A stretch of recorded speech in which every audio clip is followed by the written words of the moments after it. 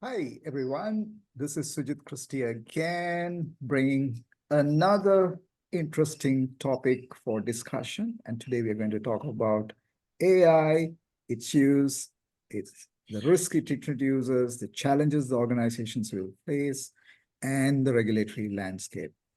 And to discuss this interesting topic, I have with me Tanuki Gunasinghe.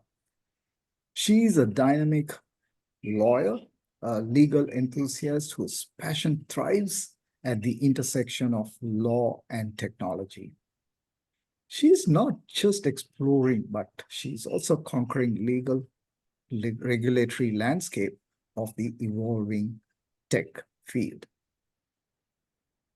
I've spoken to her a couple of times, and I see that she's excited to talk about technology and knows no bound.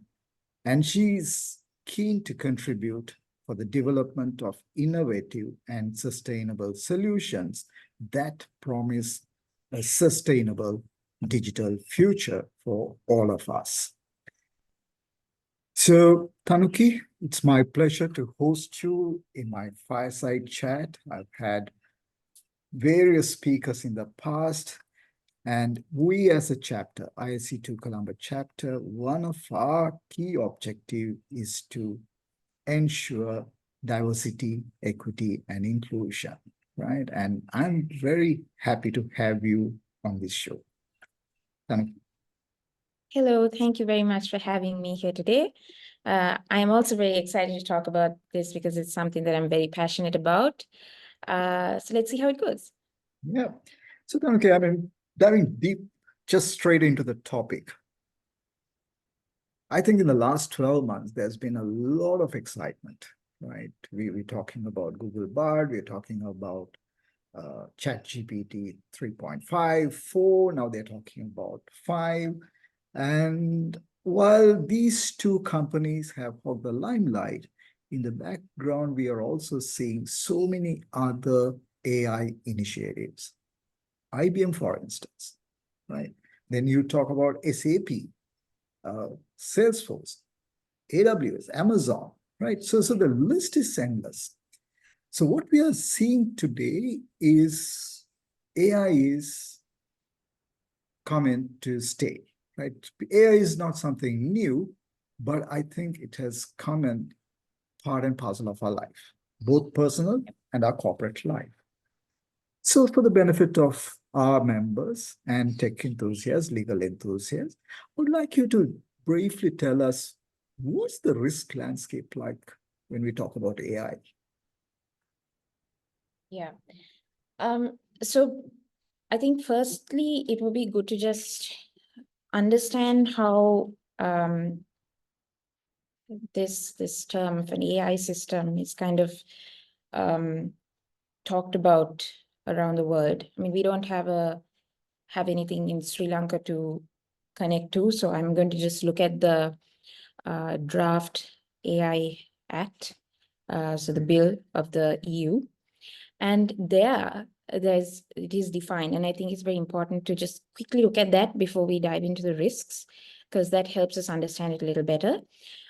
So the AI system in the EU Act is defined as a machine-based system, which makes it gives it a very broad scope, designed to operate with varying levels of autonomy, and that may exhibit an adaptiveness after deployment, and that for explicit or implicit objectives infers from the input it receives, how to generate outputs such as content, predictions, recommendations, or decisions that can influence physical or virtual environments. So we see that it's a very broad scope. It captures almost every sector, except in the draft act, it shows that things like military defense systems are dealt with separately because those require separate laws. So in this context, we can look at what the risks are, because when you just know, because when you say artificial intelligence, everybody thinks of ChatGPT. But the point that I'm trying to make here is that it's way more broader than that. It is a part of every aspect of our lives, whether we like to admit it or not. So in that context, I would say when we talk about the risks, the very first thing that we've come across a lot is this idea of bias and discrimination. So this is a standard problem, and I don't think it is something that can be solved overnight. And it's easy to say, okay, we need to get rid of bias, but the problem is that it is so intrinsic and it is so much a part of society that is building these systems that makes removing bias almost next to impossible sometimes, if you think of it.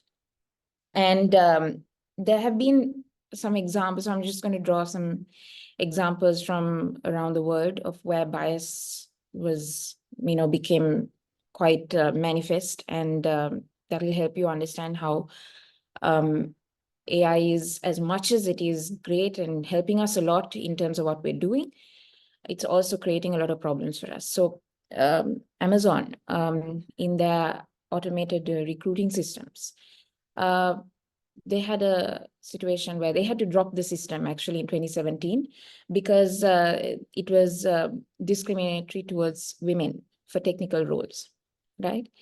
And there was another, which is a very common example, Compass, which is a correctional offenders management profiling for alternate sanctions. So it's used in criminal justice. And with this particular system, it used to provide results for reoffenders, and it was showing a higher percentage of reoffenders as Black people. Whereas in reality, that wasn't the case. When they look at the statistics in terms of what happens actually, it wasn't really the case. But the system reflected it as such. There was also a situation where there was a chatbot called Tay that was introduced by Microsoft. And they introduced this chatbot to, create very casual conversations on Twitter. But then they started seeing that this chatbot started generating a lot of racial commentary against the Jews and things like that. And they had to take it down.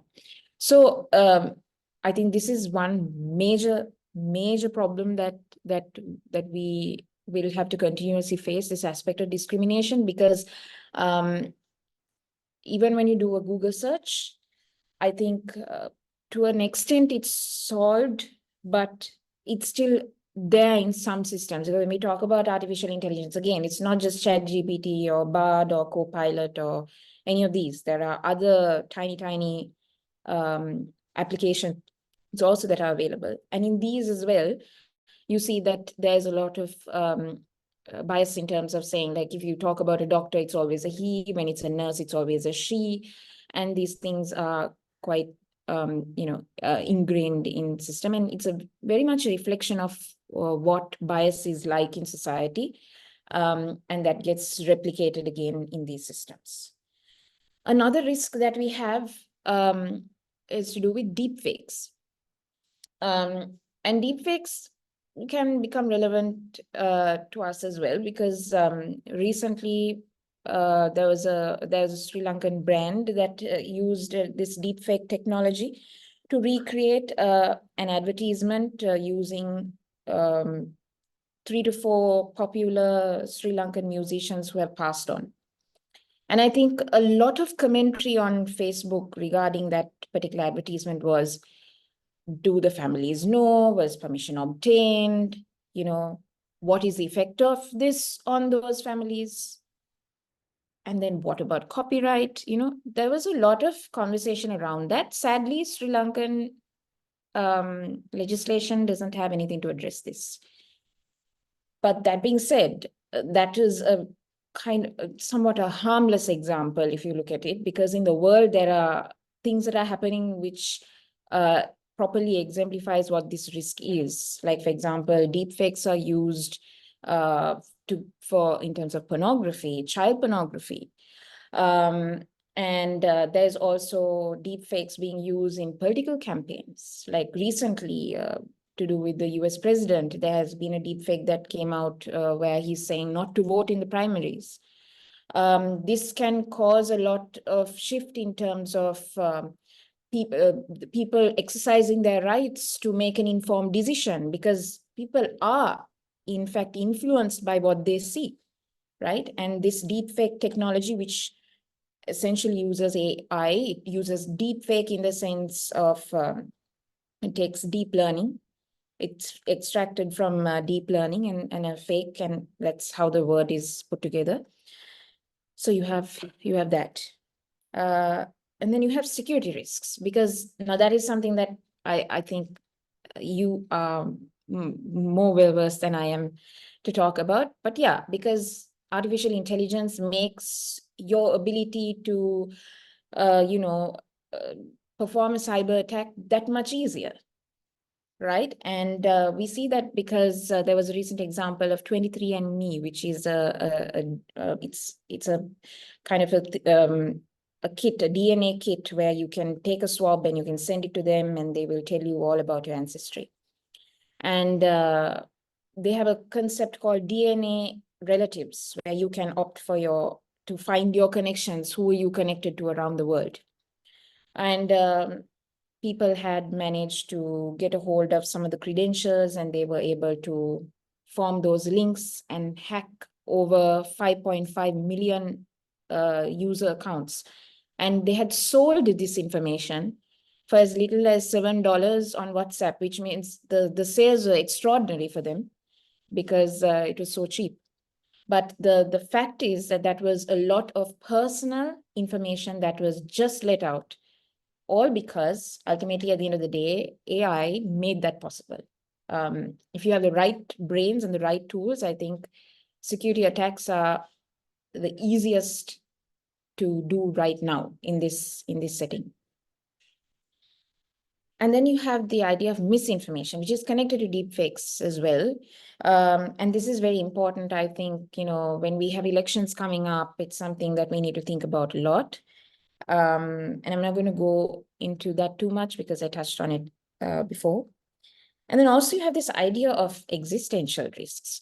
I think people think, oh, this is just a problem for the sci-fi movies, and I also do think that even if somebody ends up making a killer robot, no one is going to make that public information, because that's something that no one is ever going to know about. But the fact remains that this is a very real possibility, because now we see a lot of humanoid robots. We see robots that are able to feel things, that are able to care, that are able to express love to people. So I do think that there is a definite risk of how we're going to exist side by side with these creations of men themselves. And maybe it's not something we have to worry about in the next 2 to 3 years, but maybe in the next decade or so, this would very much be a problem. And we have Steve Wozniak, who is one of the co-founders of Apple. He had said that advanced AI systems, they need to slow down the pace on that, because we are yet to see the results of what we've already created. We still don't know the extent of them. So that's something to think about. And lastly, I'm just going to touch on privacy and cognitive liberty. Actually, I've been reading this book, which is The Battle for Your Brain. This is a book by Professor Nita Farahani, and she talks about whether or not we have a right to our cognition, the things we think and our thoughts. Now, in the Sri Lankan constitution, we do not have a right to privacy. That's protected, right? We do have a Data Protection Act, which goes along those lines. But we need to look more closely at this idea of cognitive liberty, the things that we think, especially when we are using smart devices. Lots of people use a lot of smart devices, and it tells a lot about what they are doing, what they are thinking. Are they feeling tired? Companies, I'm not very aware if this is happening in Sri Lanka, but abroad it is, where companies use a lot of like apps and all of that for drivers who drive long distances, to see whether they are falling asleep, are they feeling fatigue, these things. So this is a question that I ask myself, is how much of this information do I want other people to know? And where do you kind of draw the line? How do I know if they've drawn the line or not crossed it? These are things that we will never know about. And so the fact that we don't know poses a great risk to to us as a community of people. And these are all things that we need to think about. And okay, very, very nicely said, right? You very nicely brought out the broader perspective of risks. So you talked about the bias and discrimination. You talked about deepfakes. You talked about the security risks and existential risks as well. Now, the examples you brought to the discussion, it's a very fine line. And where is that line is the biggest challenge. Because when I was thinking about the last example you were telling, right, about how technology is going to, understand what you're thinking or what your feelings are, the question we need to go back to the principles of robotics, right? If I were to put it in layman terms, we are talking about it should be helpful, it should be honest, and it should be harmless.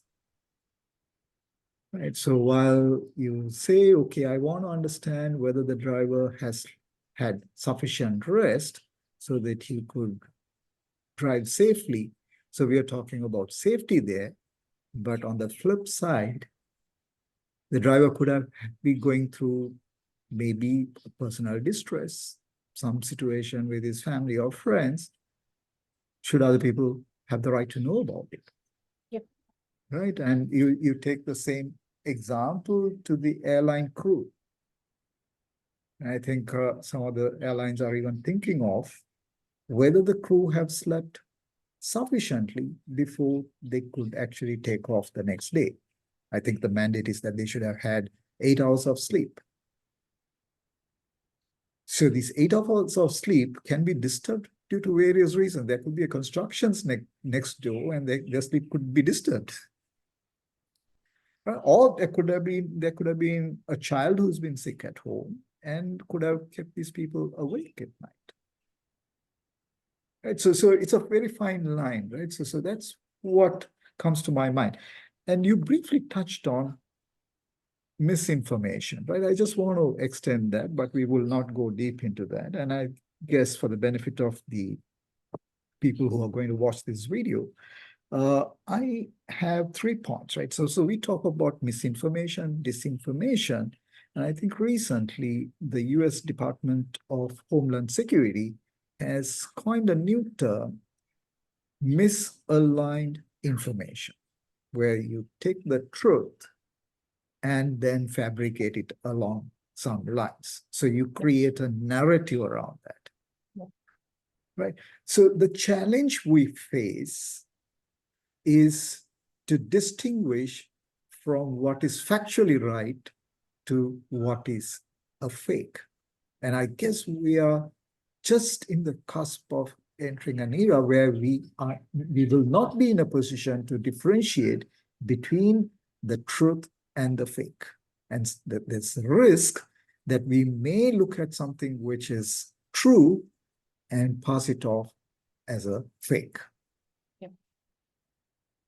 Yeah. That's going to be a challenge, right? Now, I just want to shift on the same lines, right? I mean, we talked about these risks in general. What do you see as the challenges which the organizations, both in Sri Lanka, because we do have Sri Lankan companies serving Sri Lankan consumers. We have Sri Lankan companies serving global customers. And then we also have multinationals who are operating here in Sri Lanka. So what are the challenges which these organizations are facing? If you can talk around that, maybe a few examples, it'd be great, Tanaki. But before I get into that, just a quick thing on what you said last on the misinformation and the disinformation. I think something we need to remember is that even at the present, we have this problem of AI hallucination. It kind of makes this misinformation, disinformation, and misaligned information a very real possibility and a problem because of that. It's the fact that it can create something that is non-existent, and most of the time people end up running with it as if it's something true. And rarely do people take the time to do their due diligence to understand, okay, is this the right information to be putting out there, or to understand the nuances or how this would be accepted by people out there. So that's something I thought we should mention in terms of that. So going into the organizational challenges that I see, the first thing that I think is very apparent is the idea of pacing, basically keeping up. Keeping up is always going to be a problem, because if you look at it, technology is evolving so fast. Like every single day there is something that new that's coming up. Like I do run a newsletter, and half the time I'm so confused as to what I'm going to put in there, because there's so much that happens in a week. And it's also constant, like a tug of war between companies to be the first to put something out there. So this spacing problem, what I mean by that is that the technology is developing and improving at such a high speed, whereas guidelines and policymaking cycles are much slower in comparison. So half of the things that companies end up doing are just things they would consider on an internal level to be right, and they just go with it. This is not something that, I don't think any company can properly think through and say, this is in alignment with such law, such guidelines, such framework. So that's always going to be a problem. It's a significant challenge, because sometimes decisions that you take today may be completely different from the decisions that you will have to take next week, or even tomorrow for that matter, right? So that's something to think about, because I remember reading about Airbnb. So I think in 2015 or 16, somewhere around that time, the arrivals were about somewhere around 21,000 or something around those lines in Europe. And then as towards the end of the year, and then moving beyond that, it had reached about 80 million arrivals towards the end of that year and into the next year. So it's that growth is not a small one, it's an exponential growth. Whereas the policies to do with short-term rentals there weren't any, and there was nothing to accommodate that requirement. So and this is something that even in terms of a business, in terms of an organization, you always need to have something that you can look at. Now, like, for example, if it's privacy, up until recently, Sri Lankan organizations just did whatever they wanted with their data. But now they're trying to put together a data protection management program. They're trying to do all of that because there is some sort of guidance set on paper, and they know this has to be done by such and such a date. And there'll be some sort of uniformity across the industry in that particular country. Whereas we don't see that a lot in terms of the new tech that's happening. So the pacing is a definite problem. And another issue is that with, not so much, there's not a problem for Sri Lanka, but mostly for the rest of the world, is that there are now, because everyone's trying to regulate everything, and that's something I'm seeing, because I don't know whether we need it as much or not, but everyone's trying to regulate everything. And because the EU wants to regulate something, then the US wants to follow up and catch up and regulate. And then, I don't know, China wants to do something, Russia wants to do something. Some people just don't want to do anything. So there's a lot of regulation happening. And as regulation is tightening, I would think that this is putting a lot of pressure on organizations. And first, I would say, okay, maybe people may think that it is easier for the big organizations to adapt to something, the large scale organizations. But I don't think so, because the large scale organizations have highly complex connections in terms of not just internally, but nationally, and also internationally, regionally, etc. So that puts a significant amount of stress on these companies to adapt, to find solutions. And sometimes, they're already grappling with fines and other legal consequences associated with some of the previous legislation that was imposed on them.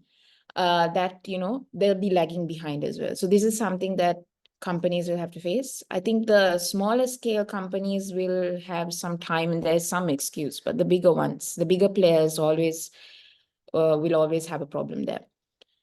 And in that sense, I would think that would also strangle growth to a certain extent. Because you're going to now, if you think about artificial intelligence, it's at the core of almost everything. So companies are always going to think twice about innovation, because it's question whether I want to innovate versus am I going to be dealing with legal problems pertaining to something that I'm choosing to do now. So that's also something that we need to think about. Again, I think another issue is this coordination, cross-border coordination in terms of regulations. We saw this with the data protection regulations, because every single country has been trying to put some sort of legislation forward because they need to protect their interests as well in terms of cross-border transactions. Similarly, even for artificial intelligence, that problem is now starting, and it will just get aggravated in the years to come. And managing these cross-border regulatory differences that we have is going to be another nightmare. So that's another thing that we need to think about. And also because not everybody in an organization is, well-versed in international laws. And this puts a lot of pressure on organizations to upskill their workforce in those areas and in terms of their knowledge. And that's an added cost also. So that's another problem. And I think that last one I'm going to talk about is this blurred lines. What I mean by that is that because of frontier tech, there's a lot of disruption that is happening. Disruption in the sense that it's difficult to now assign liability or create accountability. It's very difficult to assign liability for problems. And a good example of that would be like, let's say this is a ride-hailing service. Let's say that initially all you're doing is, let's say it's like Uber, and all you're doing is helping people to move about. So then you just come under transportation and any such regulations, and that's it. But let's say you bring in, and let's say you're doing this on the telephone, let's say like kangaroo cabs a while ago before they had an app. So then in that situation, it will just be transportation and a bit of telco, and there's nothing major in terms of anything else. You bring in this aspect of an app. So then it's not just about telco, it's also about data protection. So you have another thing that's getting added. Now Uber is going to start food delivery, which means you're going to bring in healthcare, health department, and PHIs, and that kind of regulatory framework gets included. Let's say that they want to just in a different way, let's say that they want to have a very special service where they transport on air, let's say something to do with helicopters, or they want to bring in that aspect. You have aviation coming in. So you can see how, if we take one simple example, the more you add to it, because tech helps you to do so, the amount of regulatory aspects that get attached to it also keep increasing, and that completely blurs the lines in terms of, okay, it's, to me, in my opinion, it's like a regulatory nightmare for a compliance or a legal team in a company, because you need to think of everything. And that is a significant challenge. And finally, just the idea of data protection and cybersecurity for organizations. That's another hurdle that they need to cross, because more developments means more sophistication equals higher intrusive and invasive behavior on the part of organizations. Sometimes it's not something that they completely intend to do, but it just happens. And because I say this because I think a lot of people like to look at companies and organizations as the bad guys. It's like, or they want to make money, therefore they'll do anything with my data. Sometimes it's just that when you want to provide a certain service in a certain way, there are certain actions that you need to take, which may not always be the thing that everybody else wants. And this is something that we need to understand. So in light of that, I think ensuring security measures for the data and just applications and information in general is going to be crucial and is going to be very challenging as time goes on. Interesting views, Tanuki. Let me quickly summarize all what you just said, right? The first point which I just want to highlight is, one is use of AI, consumers. How do we use AI-enabled technology? Then if you start looking at from that lens, then you end up looking at, is that technology invasive or intrusive? Just a word. The other one is AI creating value? Are people using AI to create value? When you start creating value, it disrupts. Then the question is, or even for the earlier one, use of AI, where do we draw the line saying, where is the liability if there is a violation, and where is the accountability? And I think in every conversation, people still need to look at those guardrails on those three principles. Is it being helpful? Is it being honest? Is it being harmless? Right? But the challenges, people may not always think that way. For somebody who thinks it is going to be helpful, for the other person, it may appear to be harmful. Like, as you said, right? Delivery of service. So how much of data would you collect in order to give you that service excellence, whereas the other person may consider it as collection of data, use of data as harmless to that person, right? So it's a constant battle, right? Then we are also now asking our question, while every country is trying to bring their own legislations and regulations, the question is, should everything be regulated? Yeah. Where do we find life? Right? So sometimes those things may work against our emotions and conscience. I mean, the way things are evolving, like, let's say you also mentioned that, the technology is gained so much sophisticated that it can sense emotions. Yep. So the technology is learning human emotions, human sentiments. Right. So when you start applying a regulation to those emotions, would it start applying to humans as well? Yep. Right. So that's a very fine line. So time will only tell, or what that life is going to be when that happens. And I'm confident it's not going to happen in the next 1 or 2 years, but I can't see beyond the 3 years, right? But I was listening to some professors in Europe who are talking about that while the chat GPTs and Bard or even IBM Watson, they have all collected petabytes of data from the internet, from academicians and whatever source they could find. It still requires fine-tuning. Not everything what is out there is true.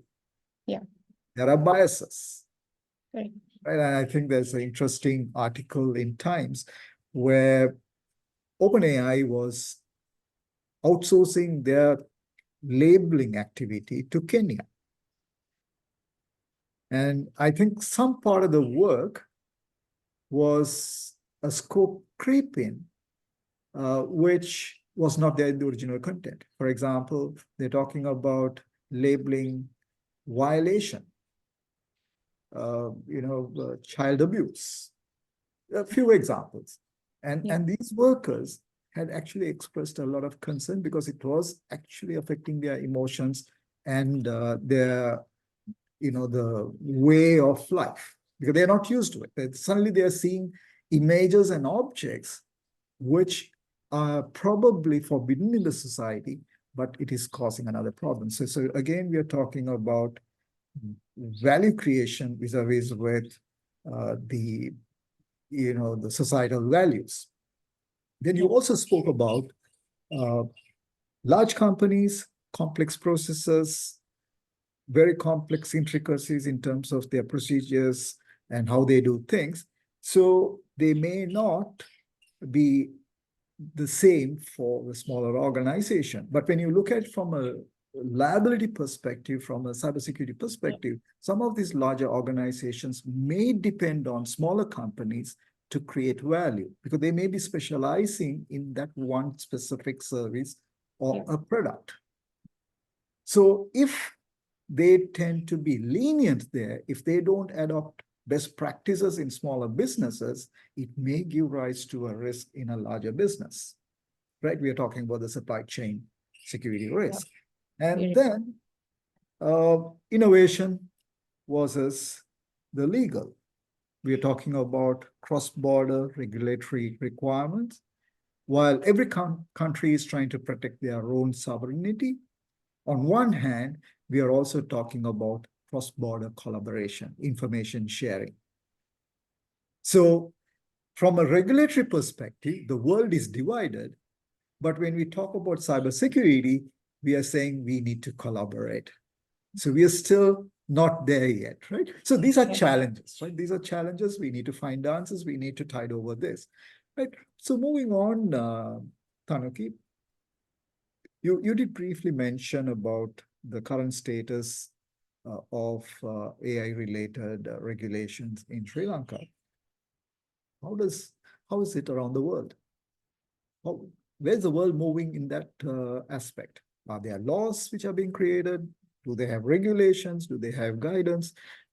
Can you give us some indication in terms of what's happening around the world and what we should be aware in Sri Lanka? Tanuki? Yeah. So there is a lot happening around the world when it comes to AI. It's just that in Sri Lanka, I feel like, okay, if I put it this way, we do in our laws, we do somewhat address this idea of e-commerce, and we have a bit of understanding of automated processing. And those things are just there in some acts, right? So we don't have anything that directly addresses the issue of AI. That's because we still haven't had any glaring issues pop up. And maybe that's the reason why, because I sometimes feel like you need that one big incident to happen, at least in our part of the world, for them to, react. They react as opposed to sometimes preempt and come up with some sort of guidelines. So that's why I think always that if there is a problem pertaining to maybe somebody has created a painting using Midjourney or something like that, and that person wants to get some form of copyright protection for it in Sri Lanka, I don't know how the courts are going to deal with something like that, because in Sri Lanka, when we talk about authors, we talk about physical people who are authors.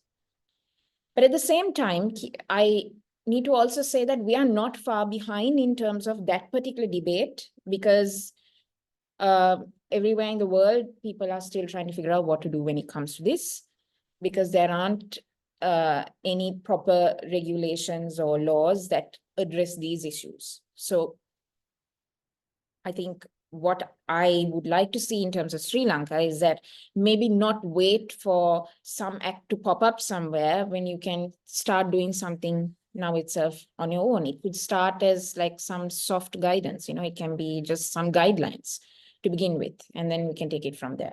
So if we're looking at global regulations, I think the biggest thing that everyone's talking about right now is the EU's AI Act. Just a few days ago, so in December, actually, it was approved. And just a few days ago, 2 versions of the act were leaked.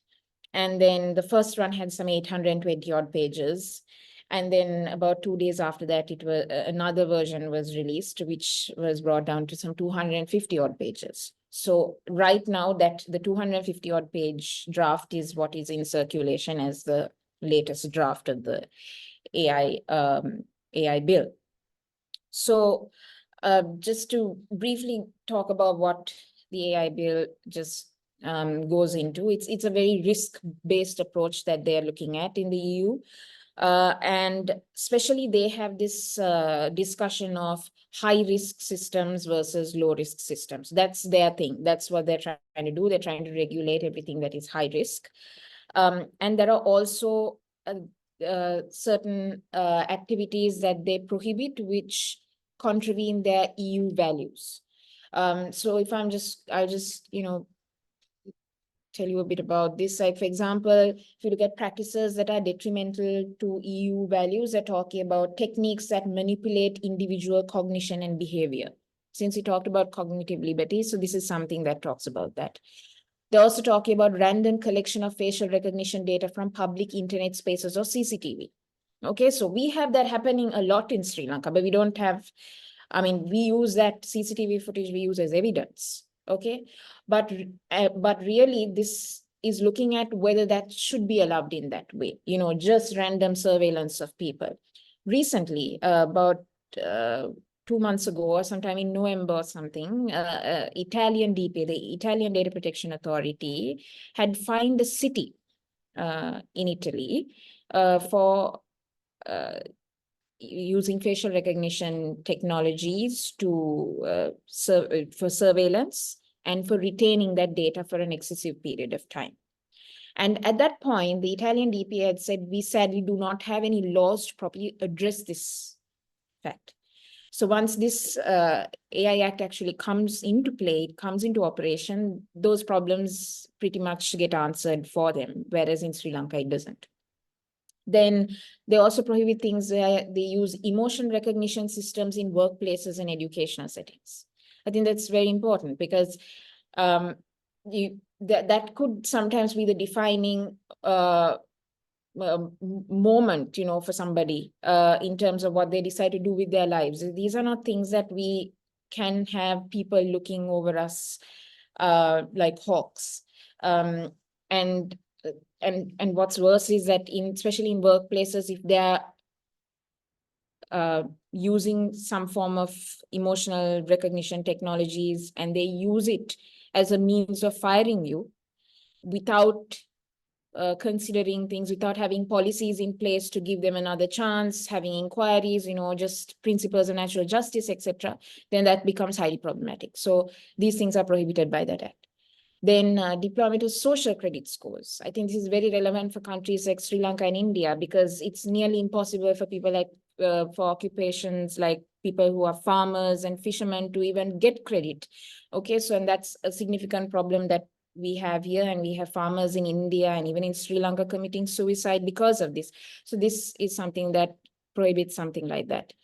Biometric processing of information like sexual orientation and religious beliefs. It's not a highly discussed topic in Sri Lanka, even now, but in places like Europe, it's a very normal conversation to have. So they're protecting those as well. And I think that's important because these are, as much as they seem like taboo topics, they're not. They're very much part of life for a significant community of people. And it's a good thing that these things are being recognized in countries like that. And also predictive policing targeting individuals. This is also quite relevant to Sri Lanka. And we're yet to see what is to come out of certain bills that are in the pipeline. Of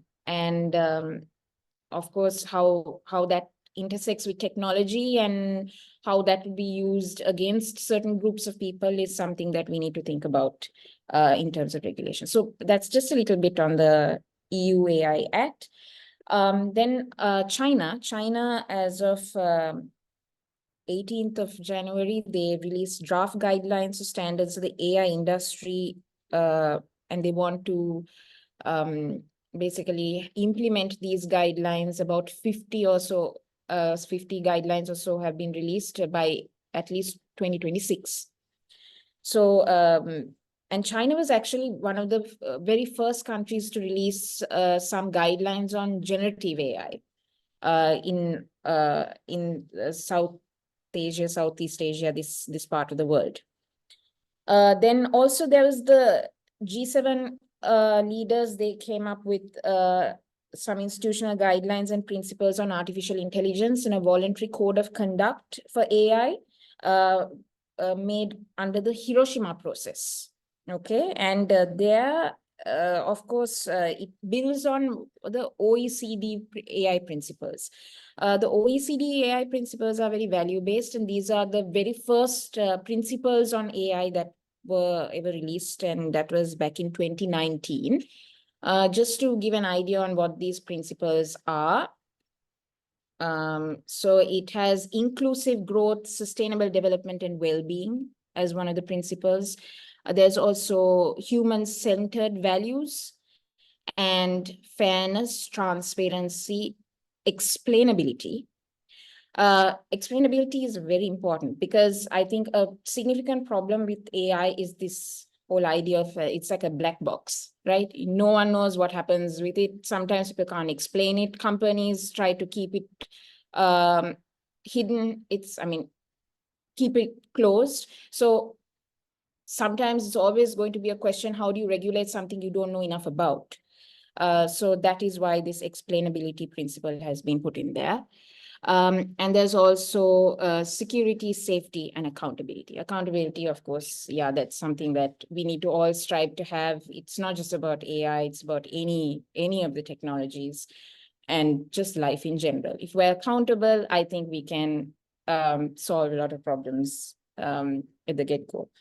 So those are the OECD principles. And India, so our neighbor, well, they don't have any AI, they don't have any regulations for AI as of yet, but recently there was an incident with a few actresses whose, there had been some deep fakes of these actresses that were released, and that kind of blew up in India. After which they decided and they announced that they'll be doing some amendments to their IT Act. And they have released a certain ethical guidelines framework for some of the companies. So that's like a soft law measure that has been put out there right now by India. And I think they are hoping to do this amendment of their IT Act within this year, so we have to see what's going to happen there. In terms of the US, the US is one of actually my favorite jurisdictions when it comes to tech regulation, because they are very adaptive, and just as I was doing some research today in the morning, I came across that they had put out a draft bill just yesterday as well. So I'll just come to that, but just to start, from just about July last year, so we had some of the big tech companies like Alphabet, OpenAI, Apple, Microsoft, and a few others that kind of made a voluntary pledge with the US government to promote safe, secure, and transparent development of their technologies. And this is very important, at least there, because of the number of lawsuits that most of these companies are facing in terms of data scraping and use of copyrighted material. So that's something that happened back in July. And then right after that, there was a blueprint for an AI Act that was released by Senators Blumenthal and Hawley. And in this particular, it was a bipartisan bill. And after it was released, they had some private hearings with Sam Altman of OpenAI, Elon Musk, and a few other these very tech figures. They brought them in for some private hearings, which you can watch on the internet as well. So these were done. This was followed by a subcommittee bill on called the No Fakes Act. So that is to do with deep fakes to protect the voice and visual likeness of individuals from unfair use through generative AI. And this was last year, but just a few weeks ago, we have Taylor Swift. She's currently I think, the world's biggest musician and pretty much has a lot of influence. There were certain sexual deepfake videos of her that were released. And still, it took about 17 hours for them to take that off the internet. But that pushed the US, I guess, to consider things as this is not the first time that deepfakes have been created in the US. It is a significant problem, and this is a bill that is underway there. Then in October last year, there was an executive order on artificial intelligence, which establishes new safety standards on AI and security. In November, in the UK, there was an AI safety summit. And at this safety summit, there were a lot of countries that came together. And Vice President Kamala Harris announced the establishment of a US AI Safety Institute, which is to be established there. And in December, there was a bill put forward for AI foundation models. Okay, so that is also very important because that's a lot to do with things like OpenAI and Bard and all of that. So foundation models and guidelines to ensure that they are in compliance with the values of the United States and things like that. In January, earlier last month, we had the No AI Fraud Act. So that is using deepfakes for fraud and duplications. Okay, so that's very specific. And earlier this week, at the beginning of this week, we had the US government announced that it will be creating some new regulations for developers of powerful AI systems to report safety tests and other vital information to the US government. And these companies, cloud companies, are expected to implement KYC procedures, especially to verify foreign customers and to report to the US government regarding any suspicious activities. And they need to also certify compliance annually. These measures are targeting companies like Microsoft, OpenAI, Google, and Amazon. And yesterday, the unique bill that was introduced was on AI's impacts on the environment. So it's the Artificial Intelligence Environmental Impacts Act of 2024. So the bill is proposing to direct the NIST, which is the National Institute of Standards and Technology, to develop certain standards to measure and report the full range of AI's environmental impacts. So that is to do with the use of water, the pollution, e-waste, etc., and to create a voluntary framework for AI developers to report on this in a timely manner. And it also directs, amongst many other things, to have a 2-year interagency study and to develop measures to address these environmental impacts through the NIST and the administrator of the Environmental Protection Agency and Secretary of Energy in the US. So all of this is taking place around the world. I mean, even in Saudi, they had a UK roundtable in Riyadh to set up an AI ethics framework. And Saudi Arabia is actually doing quite well in terms of frontier tech. So they're also moving into maybe not entirely regulating, but rather providing some soft guidance to begin with. And I think that's a very good measure. So that's a roundup of some of the key developments across the globe from about July last year. That's an excellent roundup, Tanuki. I guess we can come back and talk about specifics about all these emerging, regulations, and various acts. I have one question before I move on to the next and final section of our discussion. Do you see overlap, or all these acts are talking about different things? Do you see commonality across the board? Yeah, so, well, the fact is that most of the acts are trying to regulating the problem pertaining to the technology. But I see that, interestingly, unlike the phase of acts that the regulations that came out when it came to data protection, I see a lot of acts that are dealing more with providing guidelines and ethical frameworks as opposed to fining, penalties and whatnot with this at the moment, which I think is quite an interesting stance to take. Like you said, I mean, if we're going to regulate everything, ultimately we won't be, I mean, how do you make mistakes? How do you learn, right? So if we are going to have regulations, there's no way for us to foster some sort of growth in the way that we want to. So sometimes I feel having this level of freedom while giving some guidance on what you should be doing and should not be doing without penalizing you too much at the beginning would, I think, serve quite well for most of these companies, because sometimes it's like when you say no to a child to having sweets and they go end up doing that anyway. So I think we should think of it in a similar way even for this, because tech is too shiny and too wonderful to not get your hands on. So yeah, that's what I think. Absolutely. And I think every development, even if you listen to Elon Musk, he always says iterative process of product development. Yeah. Right? So make mistakes, but I think while you make mistakes, it should be contained. It should not blow out of proportion and become a big problem. Yeah. Right. So those mistakes should be done in a controlled environment, learn, and then improvise.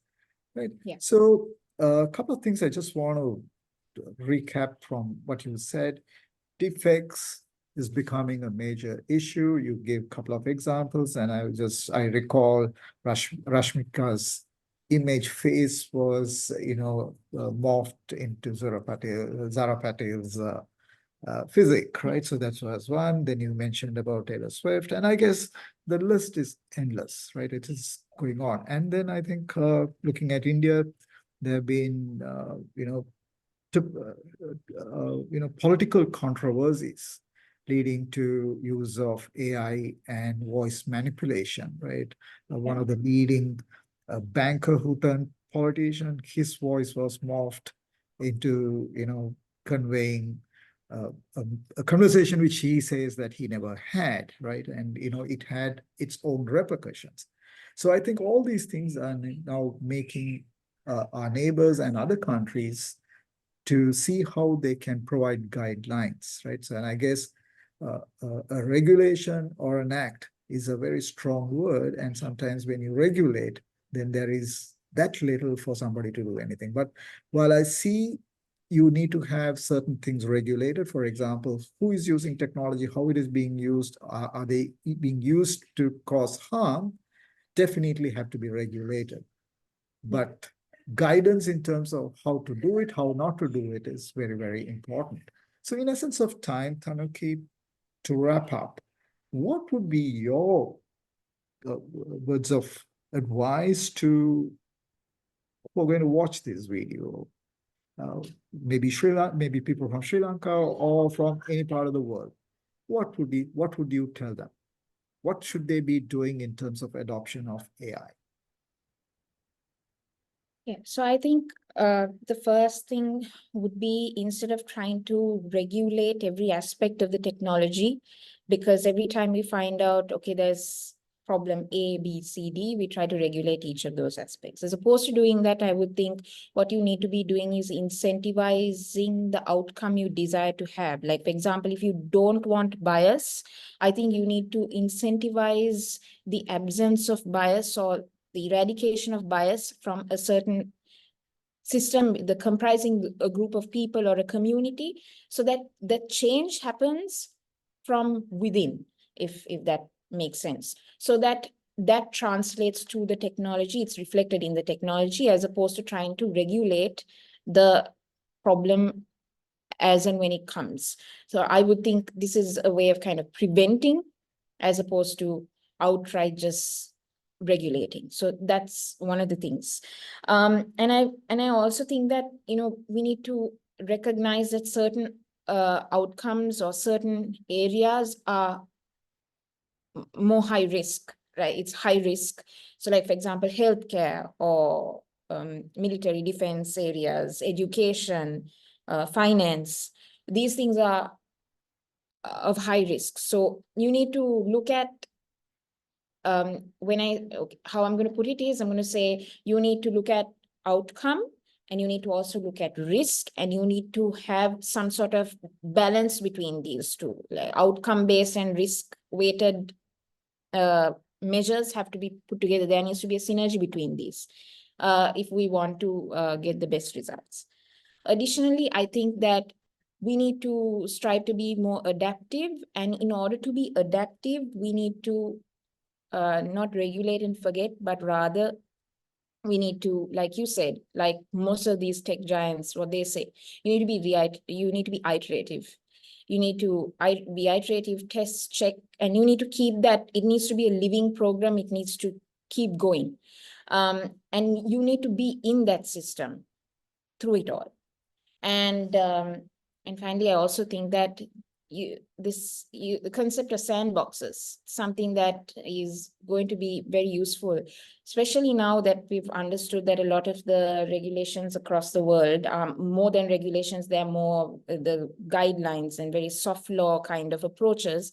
I think having a sandbox where we can contain and test out what's happening in terms of our prototypes, and supporting that with soft law measures will help us in terms of going towards better outcomes as opposed to regulating them. Because ultimately, at the end of the day, the more stress you put on stakeholders in an AI life cycle, I just think that it's just going to be more tedious, and we're putting more pressure on ourselves than we should be. Whereas if we can live through it while assisting ourselves in these ways, the outcomes might be far better. And that's what I think we need to take to heart. Absolutely. So if I were to summarize all what you said, I think what organizations should be looking at is to have secure development, be transparent, and ensure safety across the board. So those are the guardrails. So whatever they do, whatever they try to innovate, be it in terms of use of AI or even in the context of value creation, these three core principles have to be built in. Yep. And in addition to that, and I think they need to have an ecosystem where they bring experts like you who can bring the legal context, interpretation, and help understand in simple ways. In other words, developing those guidance notes, right? Then you bring the tech guys, maybe compliance, maybe risk guys, maybe the cybersecurity. And then, of course, you also need to continuously educate the business in terms of how the technology can be used to bring more value to the society at large than it being used for restrictive and disruptive purposes. So with that note, I have to say that this has been one of the most interesting conversations I've had. And I would like to have you again, maybe, look at something very specific, we dive deep into it. So I hope my members and my peers in the industry and those people who are AI enthusiasts or tech enthusiasts will benefit from this conversation. So once again, Tanuki, thank you so much for your valuable time. Much appreciated. And a big thank you from me and my board. And look forward to seeing you again. And Thank wish you you for all the having me. pleasure is all ours. Thank you.